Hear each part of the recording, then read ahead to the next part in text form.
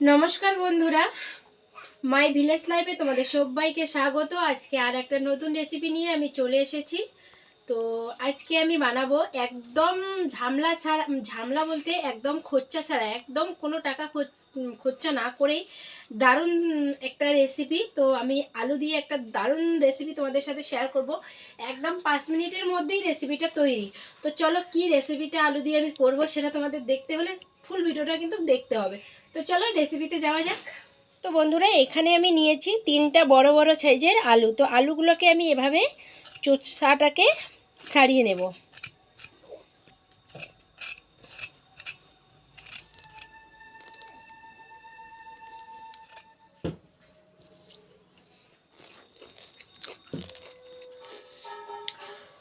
তো বন্ধুরা, এখানে আমি কয়েকটা নিয়েছি কারি পাতা। আর কারি পাতা কিন্তু আমাদের বাড়িতেই আছে। তো এই যে কারি পাতার ছেনটা কিন্তু দারুণ লাগে। তো এটাকে আমি ধুয়ে কিন্তু নিয়ে এসেছি। তো এখন ভালো করে আমি ছিঁড়ে নিচ্ছি এভাবে।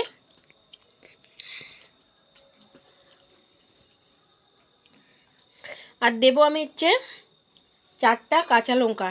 তো কাঁচা লঙ্কাগুলোকে আমি এভাবে একটু বড় বড় করে কেটে নেব। এই যে এইভাবে কেটে নেব। বন্ধুরা, আমি এখন আলুটাকে এইভাবে ছেঁচে নেব।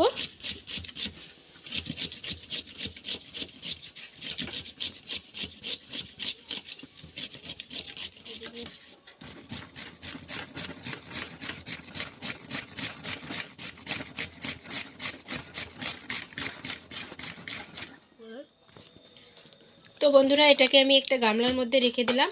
দিয়ে দেখো কত নোংরা কিন্তু জল বের হচ্ছে। এই যে দেখো, তো অনেক নোংরা জল বের হচ্ছে। এটাকে আমি ভালো করে এখন ধুয়ে নেব। তো আমি এই পাত্রে এইভাবে জল দিয়ে দিচ্ছি। আর জল দিয়ে ধুয়ে নিলে যে একটা আটালো ভাব থাকে, সেটাও কিন্তু থাকবে না। দেখো আলু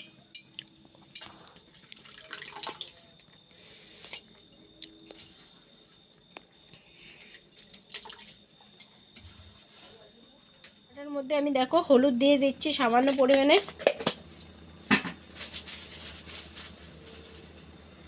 আর দিয়ে দেবো সামান্য পরিমাণে লবণ। দিয়ে ভালো করে মিক্স করে নিচ্ছি।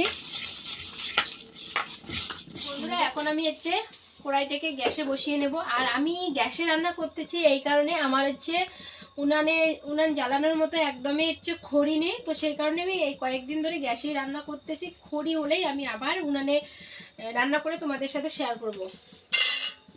তো বন্ধুরা, কড়াই গরম হয়ে এসেছে। কড়াইয়ের মধ্যে এখন আমি দিয়ে দেব সাদা তেল। তো আমি যতটুকু করে তেল ভাজবো, যতটুকু করে ততটুকু নেব। কারণ যেহেতু আমি ভরা তেলে বেশি তেলে দিতে পারছি না, তো অল্প তেলে আমি ভেজে নেব। তো সেই কারণে যতটুকু করে আমি ভাজবো ততটুকু করে মেখে নেব। আগে মেখে রাখলে কিন্তু এটা একটা অন্যরকম হয়ে যাবে, ভালো হবে না। তো এই যে দেখো, আমি এখন এর মধ্যে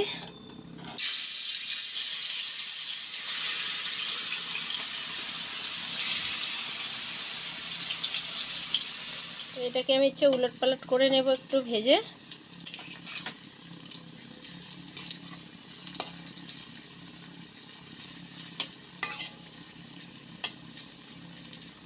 তো বন্ধুরা দেখো, এটা কিন্তু আমার ভাজা হয়ে গেছে। তো এটাকে আমি এখন উঠিয়ে নেব।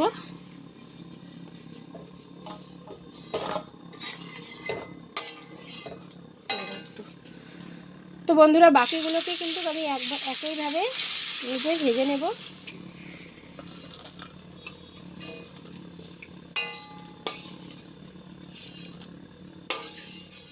তো বন্ধুরা, আমি কারি পাতাটাকে ভেজে নেব।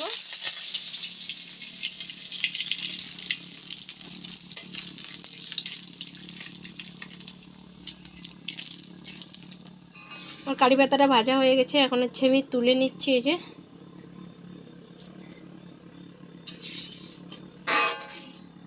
তো আমি এদিকে কাঁচা লঙ্কাগুলোকেও সেমভাবে ভেজে নেব।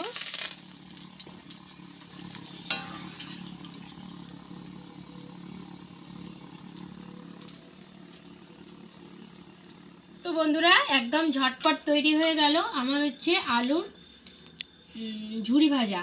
তো এত সুন্দর হয়েছে, এত মুচমুচে হয়েছে, কি বলবো।